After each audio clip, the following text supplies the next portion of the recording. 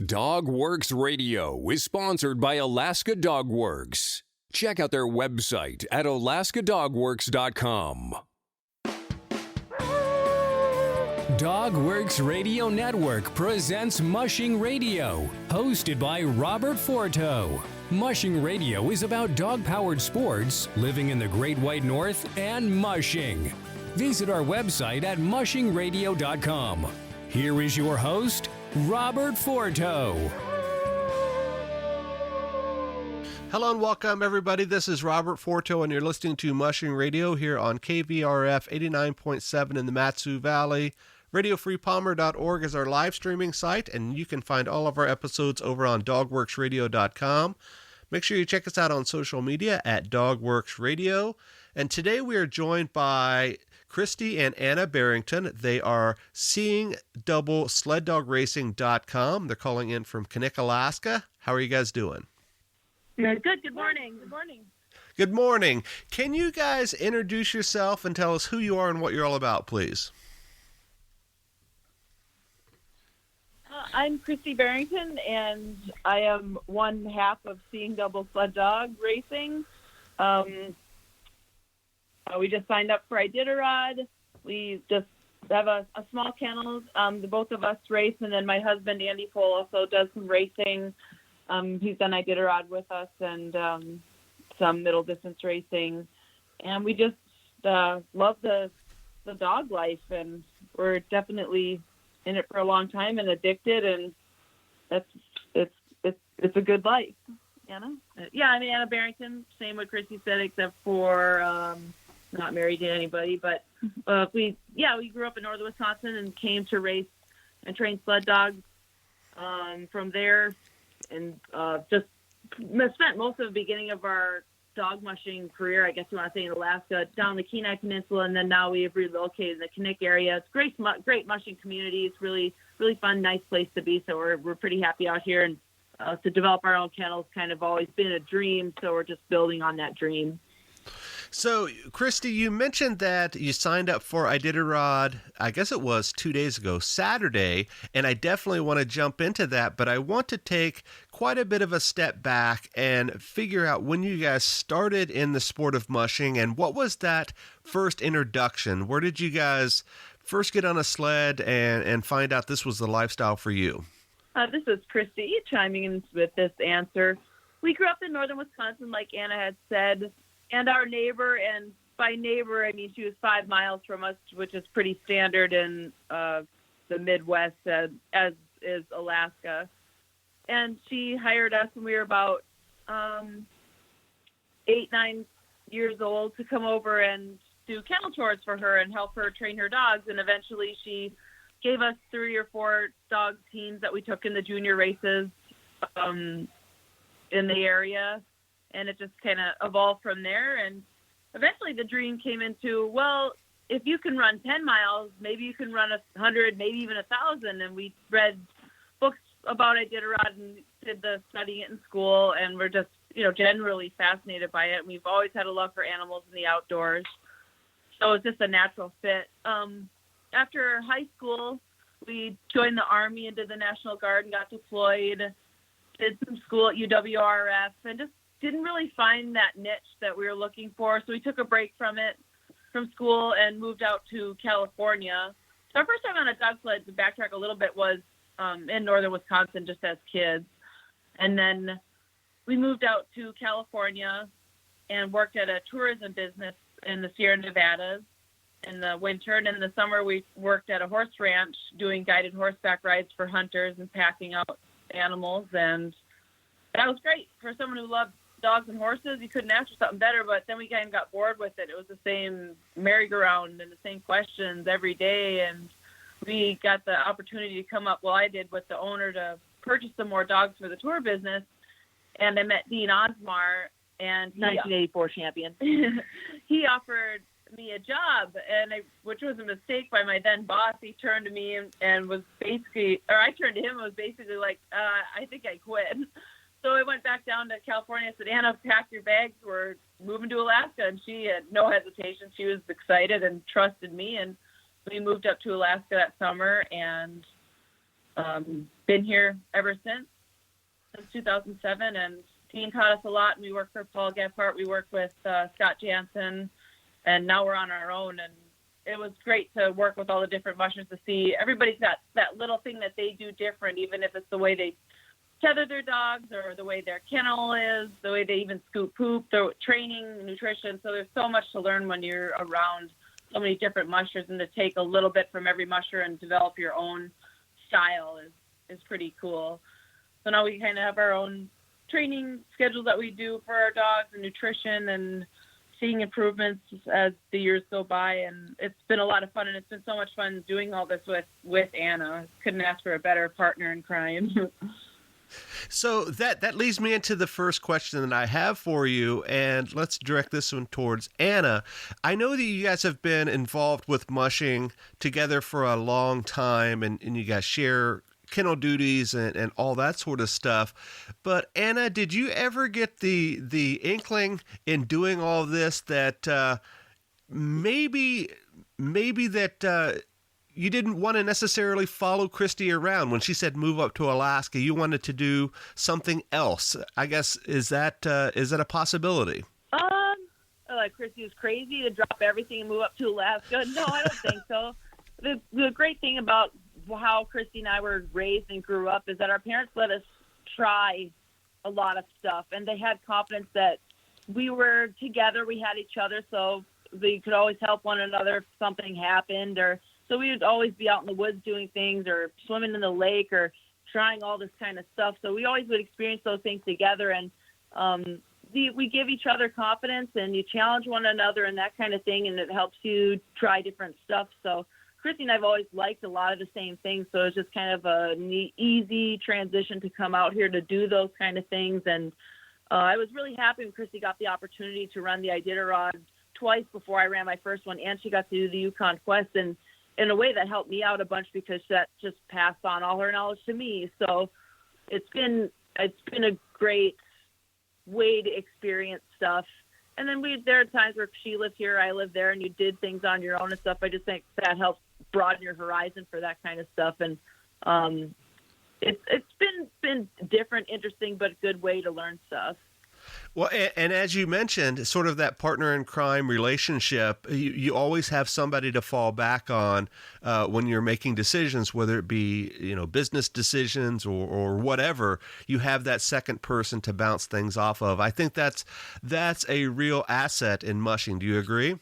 This is Kristy. Yeah, I totally agree. And if you're going to be a partner with another musher and to try to save money, you really have to be compatible and agree on things.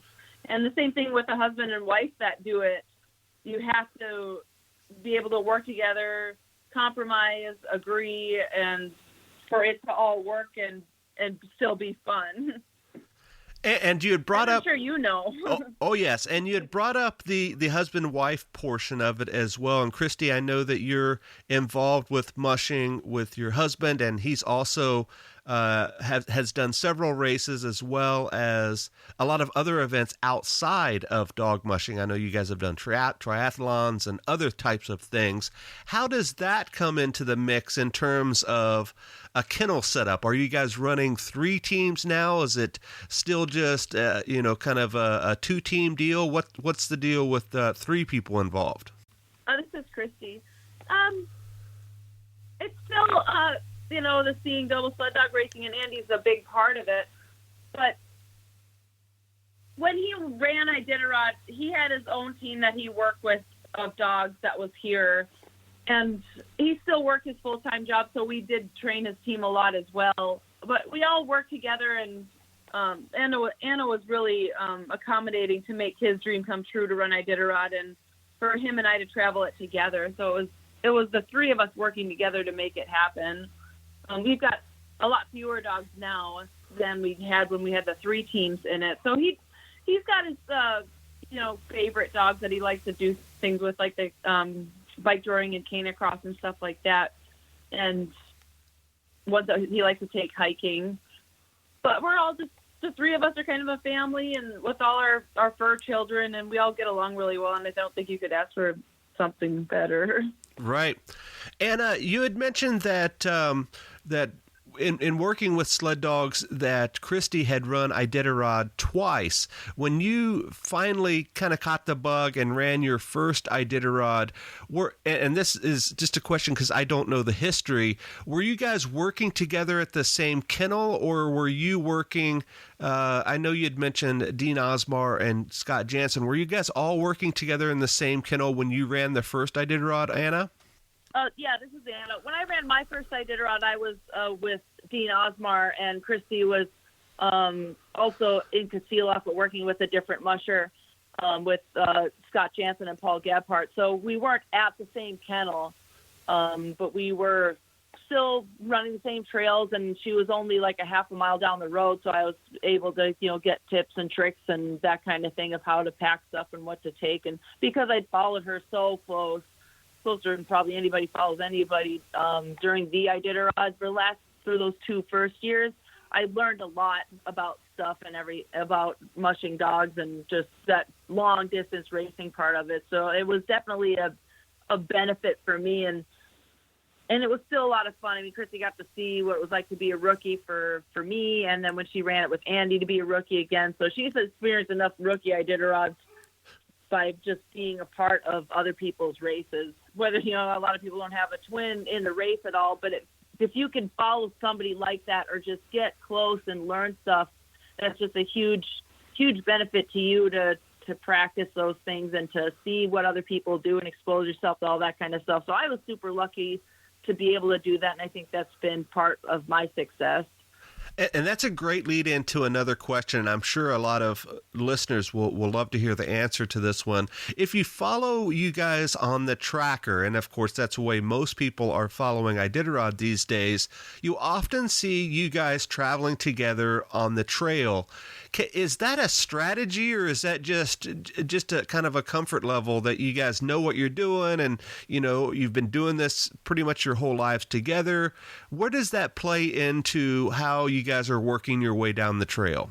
This is Kristy, and as far as what it looks like, yeah, we're right on top of one another on the tracker. As far as strategy, I'd say it's something we plan for, but I don't think it has insane benefits to racing. There are some, benefits as far as like taking turns breaking trail or drafting off one another. Having somebody else out there to encourage you when you're feeling down helps a lot. But it's also challenging too when the teams are firing at different levels. And even though we train all our dogs together, the team meshes in a little different way and maybe get a little different vibe from the musher at different times, that the teams aren't perfectly both traveling at 8 miles an hour, together. So sometimes that can get a little challenging. So it's not easy. And also too, you might be at a checkpoint and you might think, yeah, the dogs might be tired. Maybe they need an extra half hour. And then, Anna might be like, yeah, I think you're right. And, we work together to work against each other by staying that extra half hour. But it also goes the other way. There's been times where I need a pick-me-up out there and Anna just, excited, and I can feed off that energy, and it gets me excited too. So it has its pros and cons, I think, but for the most part, we do it because we have so much fun doing it that way. But yeah, that's what it is. It's fun doing it that way, and it was fun doing it with Andy, and it was fun doing it by myself. I still enjoy racing alone as well, because in hindsight, I wouldn't trade any of the races that I've done with Anna to go at it alone. It's been a lot of fun, and we haven't decided what we're going to do for this next race, but we'll see. Well, it sounds like that it would be a great experience, whether you're doing it as sisters or, as you had mentioned, Kristy, with your husband. And I know a lot of other folks do that as well, because it can get a little bit lonely out there on the trail if you're out there by yourself, for sure. Anna, let's turn the tables over to you a little bit. You had mentioned that working with the other mushers and then eventually working with Kristy and now doing things, of course, for several years now on your own on Iditarod. If you could have somebody that was sort of under your wing and you were mentoring them, what would be a couple of things that you would want to teach them that you learned very quickly from the guys and gals that were your mentors? Yeah, this is Anna. Kind of starting to have that experience a little bit. The guy I'm dating is getting pretty in the dog mushing, and he's really green to it. So he's getting to see everything for the first time, just what it's like to live and work at a kennel and the dedication it takes to the dogs and that super relationship that you have with the dogs, that they're not just working animals, they're part of your family, and just how strong those ties are. So he's getting to see all these things for the first time. And so I'm starting to get those questions of, what do you do this? Why do you do this? What about this? And that kind of thing. So it's having me okay, now I'm teaching so many things. So it helps me review what I'm doing and why I'm doing it. It helps me want to expand what I'm doing, and by still asking other mushers. That's like when we relocated to Kinnick. It was cool that now we're working closer to the Reddingtons, or we're closer to Willow, where there's like Linwood Fielder and just people that we haven't got to spend that much time with or hang out. And so it's cool to broaden your horizons and like, oh, hey, what are your training trails? Like, what do you cut your snacks? Like, you got any special things that you do, or what's that kind of stuff? So it's been cool to learn and then relearn things. So as far as special tidbits to hand to him, is I'm a hands-on learner. Somebody can tell me how to do something and I'll do it, but I'm going to do best if they show me and I see it, that kind of thing. So I like, if you can get out there and do it, you can't get better at basketball by playing golf. So it's like, you got to come out and do that stuff at the kennel and do those things, and, get out there and drive the sled and handle the dogs and that kind of stuff. And not only will you get better at what you're doing, but you're going to start to develop that super important relationship with the dogs that you need when you're out training and racing them. So it's definitely developing that relationship is a big deal. It's not a race car that you get handed the keys and you just take off with it. This is a living thing that has its own brain and it trusts you. And so it's like I said, building that relationship is key. And then by practicing the stuff that you're doing, you'll get faster at it and have a better routine and be more efficient. So I guess those things are the things. And it's always good to pass that knowledge on and sort of pass the torch for sure. So this is to, I guess, both of you guys. Maybe you could both chime in on this one. I know that both of you guys are heavily involved with things in the off season. We had talked about doing other events like triathlons and other biking and running events. For our listeners that are listening, is that part of your training routine, or are you just guys ultra competitive at everything and just enjoy getting out there and racing no matter what it is? This is Kristy. I think that was part of the allure of dog mushing, was endurance sports, and we both really enjoyed running in high school and cross country, and carried that on, and read a lot of books about ultra runners like Scott Jurek and Dean Karnazes. And the sled dogs are the ultimate endurance athlete, and they're so motivating and inspiring. And to go from mushing season from beginning of August till beginning of May with a training schedule that you follow, nutrition and goals and races, and then to run Iditarod and be finished with that. And as it fizzles out, it's hard to go into just working. So it's nice to have another training plan to go into as far as what you want to do as a human being and races that you want to do and different races like that. So I just think, we're both competitive and we both really like athletics and endurance sports. So I think they just kind of go hand in hand. And like I said, it's hard to go from something to nothing. So just a transition into keeping track of your own miles and training schedules just feels natural. Do you have anything to add to that, Anna?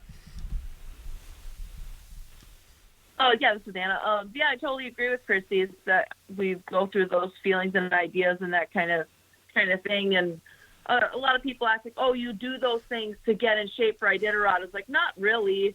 By running dogs and things, you do stay in shape. There's a lot of work doing the chores and that kind of thing. And we try to run ourselves throughout the winter time as much as we can, but obviously the dogs take priority. But it's just, we do it because we are kind of like the sled dogs. We just like to run. We like to do stuff.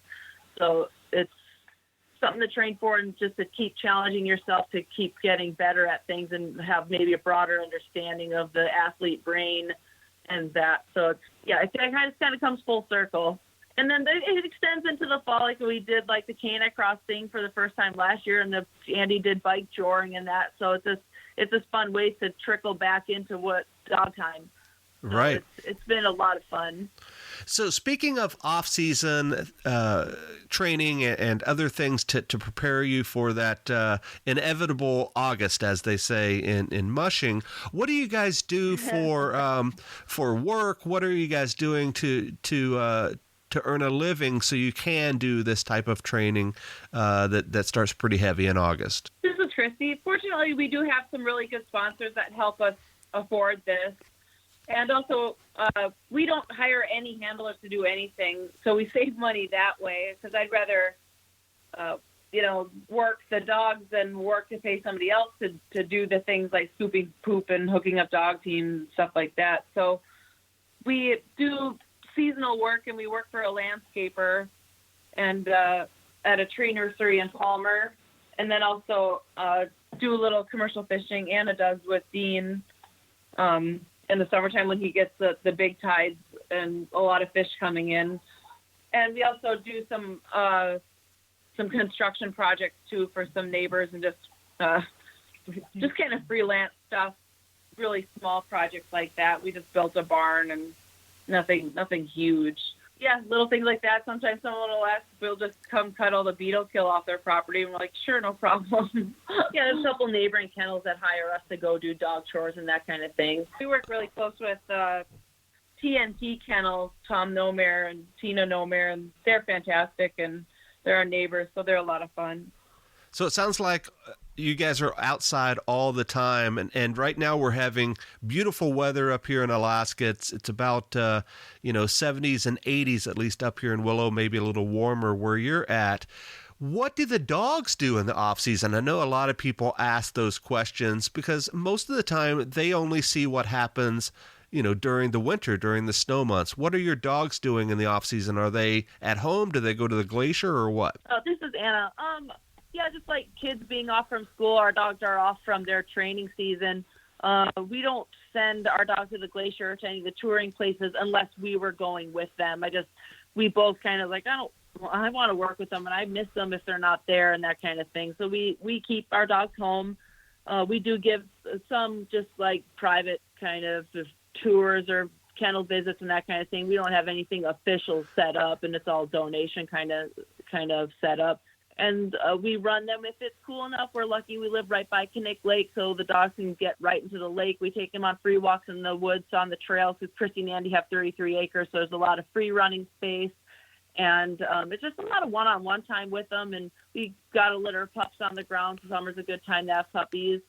So just kennel maintenance and hanging out with the dogs. They just like it when you're around. It's just a lot, like I said, one-on-one time with them, and just, yeah, different kind of thing. We don't run them as much. We don't run them at all when it's this hot, because it's just, like I said, it's hot. They don't know how to turn it down. They want to give you 100% all the time. But with the free walks and the just kind of one-on-one play time, it's great activity for them. So, Kristy, I saw, I believe, on Andy's Facebook page this weekend a picture of your puppies, and it had the hashtag Iditarod 2022. So you guys are already planning, I guess, 3 years in advance for now with those pups. Can you tell our listeners how that sort of deliberate breeding goes into effect when you guys are already thinking about the next batch of dogs in Iditarods several years down the line? Yeah, this is Kristy. Actually, those puppies will run 2021 for their first Iditarod. We have maybe one litter a year, and we don't sell a lot of dogs or buy a lot of dogs.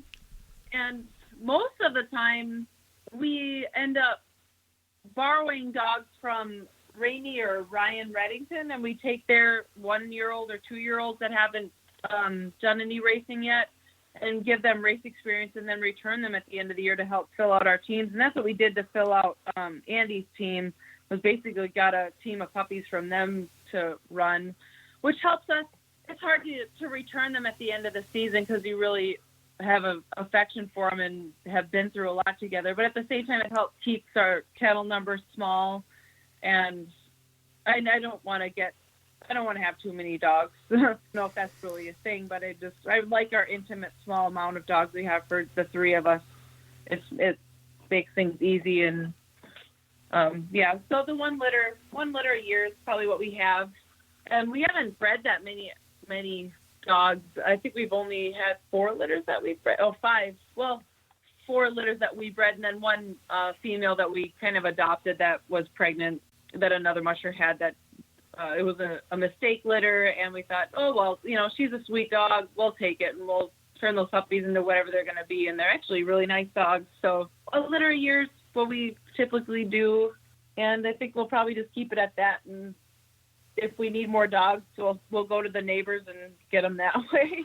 Well, you guys definitely live in an area where there should be plenty to choose from in Connect. There's lots of kennels there. So, guys, I have to jump into this year's Iditarod. I know that the sign-ups were just this past weekend, and there was some news that broke during the weekend. There is now a new person in charge, and I'm interested to hear what you guys have to say about that, in particular because he comes from a racing background. He was, I believe, the director or the overseer of USA Triathlon. What are your thoughts about the new direction of the race from where it stands right now? This is Anna. Yeah, we were excited to meet him. Kind of saw him at the picnic and made sure to make an effort to go and shake his hand and say thanks for jumping on board. And there was definitely a little piqued interest with the fact that he had been so into triathlon and that kind of stuff. So talking to him, he's really excited in that, and he, loves athletic and endurance sports. And talking to him, he said, you can do anybody can do anything for 24 hours. I don't care if you're going to sleep for 24 hours, stay up for 24 hours, run for 24 hours. You can do anything for 24 hours. But he said, but what you guys do out on the trail is a completely different ball game. And just his level of excitement to want to learn about it was just you could see him glowing about it. So he's super excited. So I think it's going to be good to bring, some different ideas and experiences. This guy's obviously done a lot on a national range. So I think it's going to help in a different way and hopefully point everything in a good direction. I thought he was cool. I think from what I heard him say, I think he seems to be the guy that's right on track. Kristy, do you want to add anything to that discussion? Yeah, Kristy here. I agree with that. He was really nice and excited, and I think that we need some new ideas, and triathlon and being a director of or whatever that he did before he was now with Iditarod, there's going to be some trial and error. I'm sure things that worked there that's not going to work, and there are going to be things that might work that he can introduce to Iditarod for sponsors, keeping sponsors, just making the race more aware to people and just getting it back to what it was, because it's kind of fallen off its mark, I think, the race in general. But there's no way but up from here, and if we can get that purse bigger and pique interest and advertising and share this with the world like you're doing now, I think people will get on board and support it, and it'll be better than ever. I hope so. I think that we're at an interesting time with this sport, and of course with climate change and all, how it's going to play out in the future. It's going to be interesting to sit back and watch. So you both signed up this past weekend for next year's race. So you guys are already thinking about what's going to be happening over the next 6 or 7 months or so. Do you guys feel that it's important to sign up early for the race? I know you can sign up through December, but I think 40 people have signed up so far. What is the reasoning behind signing up so early, other than the potential to have your entry refunded as sort of a prize drawing? This is Anna. Yeah, that's definitely one of the motivators to go to the picnic, besides to say thanks to the volunteers and catch up with some of the other mushers. Winning your entry fee back, I mean, it's $4,000 lottery ticket there, so if you win that, that's the motivation to go to the picnic. But also, too, I think it shows your sponsors and just the race and everything that you're ready to go and you're excited and looking forward to it. It puts you in that mindset right away. I am running the Iditarod, because that visualization and that is super important. So then if you already have that in your brain that I know what I am doing in March and I'm competing and that kind of thing, I think that helps put you in the good mindset.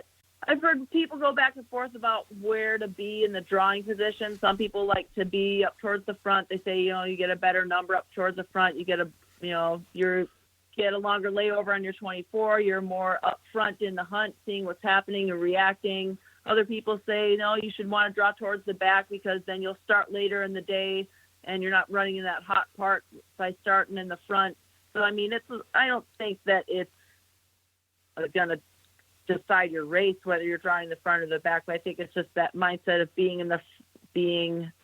knowing that you signed up for it, you're committed to it, you're doing it. I think that's the best part about signing up early.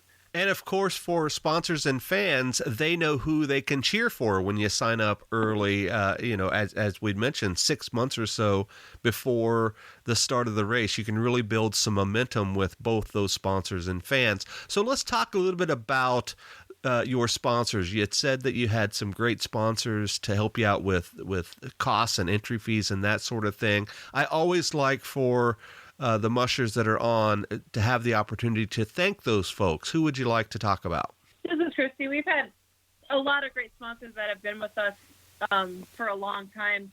Halliburton has been with us from the beginning, and they've been great for us and with us. We really like our local sponsors too. We've got Northern Edge Physical Therapy, who help us out in our running and triathlon a lot in the summer, as well as with financial donation to run the dogs. One of our other biggest sponsors is Polar Financial Management and Investment Company, and they're out of Canada. And our older sister, Kat, actually works for them, and they sponsor a couple Olympians, and they thought what we do is pretty cool, and we kind of put together a packet and a proposal to them, and they said, sure, we'll get on board. So they're a great sponsor. Polaris, we just got as a sponsor last year. GCI is a brand new sponsor. That's actually a big announcement that we have coming out. And again, another Alaskan business that we're really proud to be a part of. And GBA Corona, they make flares, and they're an engineering group. They've helped us out the last few years, which has been great. A lot of friends and family.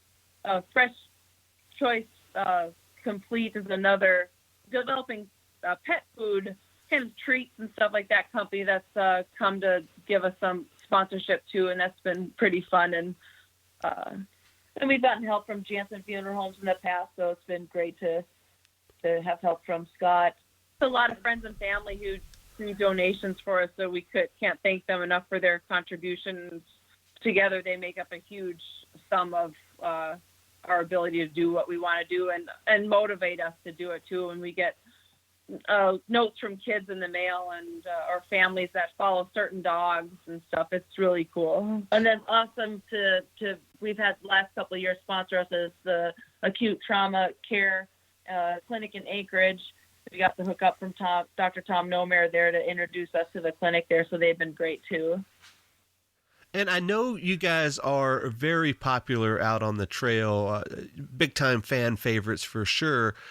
Do you guys do any school visits or school tours or anything like that in the off-season? It sounds like you guys are really busy, but is there a special way that you connect with your fans other than, like most folks, with Facebook and Twitter and Instagram and all of that? This is Anna. Yeah, we do some social media stuff on Instagram, and we get a lot of letters from school kids, so we're sending them letters. And then probably we do school visits. So most of them are in Alaska, just with the kind of the Mat-Su Valley area in Anchorage. And then we've done some special events and have been invited to some things like to Michigan, to a sled dog symposium. We went down to that. Got invited to a school in Florida and talked to them, and our aunt is a teacher in Colorado, and Kristy went to talk to her school kids, and we went to visit our little school that we grew up at. We talked to their students a couple of times, so we've done that. As far as beyond that, we just try to promote things like, hey, we're running races and doing stuff, and bring dogs with us to when we go out hiking and do things, or bring them to the school so they can meet a sled dog, and try to invite people to come out to the kennel when we can. We just had all the Iditarod teacher conference group come up here, and they came by. So yeah, definitely all that stuff to help spread the positive word about the dogs and see it and feel it and be a part of it has been fun to share it that way. And hopefully we can inspire a new group of mushers in the future through kids and that kind of stuff. And that leads into my last question, Kristy and Anna. I typically ask the same one to all of the mushers that are on. And I know, Anna, you answered this a little bit when you were talking about the tips and tricks that you could pass along. But if someone were to come up to you and they were interested in getting involved with mushing, whether they had just a couple of dogs and they want to do bike joring, or they had dreams of one day running Iditarod or the Quest or whatever, I'm interested in hearing both of your guys' take on one piece of advice that you could give that person moving forward into their next venture into this sport. This is Kristy. My advice would be go see and talk to as many mushers as possible, to go see their kennel, to go see their dogs, how their setup is like, what they use to train on, and ask tons of questions, read books before you dive into getting a dog. Because I watched a fun documentary that Cale Casey had made for Dog Powered Sports, and he was super excited about getting into ski joring, and he thought, I need to get a husky. So he went and got a beautiful Siberian husky, but as you know, I think most mushers know, Siberian huskies have an attitude of about, I'll give you 90%, and he wanted to ultimately, race and compete. Well, with that Siberian, you can race for sure, but he wanted to be a competitor, and with a dog like that, you're going to need a Eurohound or a Greyster or something like that. So he learned pretty quick that that wasn't quite the right dog. And maybe had he gone and, talked to some other ski jors and read some books and did a little research, that he would have found that, okay, a Siberian Husky isn't the perfect dog to be competitive with, but he learned a lot about a relationship with dogs, and it was a really great story. But I just suggest go to kennels, talk to mushers, read books, and come up with your way, of which would be a mixture of maybe of all these different ways that mushers have.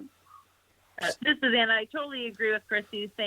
Same ideas, I think. And even though Kristy and I have 47 dogs in our own kennel in place, we're still constantly learning.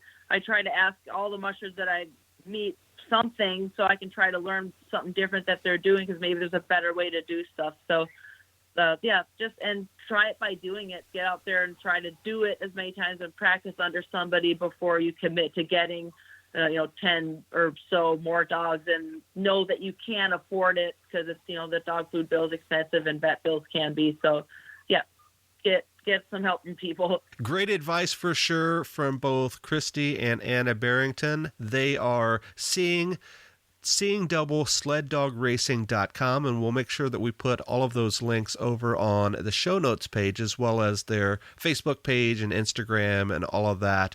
Kristy and Anna, it is a pleasure to have you on. Thank you very much for joining us. Will you please hang on until we close the show so we can finish up? But again, thanks. And on behalf of my guest today, this is Robert Forto for Mushing Radio. We'll see you guys next time. Goodbye. Thank you. Yeah, thank you. From DogWorks Radio, this is Mushing Radio. We hope you enjoyed this episode, and we invite you to subscribe in Apple Podcasts, Spotify, Stitcher, or wherever you get your podcasts. You'll find a link on the episode notes. You can tap or swipe on the episode cover art, and you'll see some offers from our sponsors.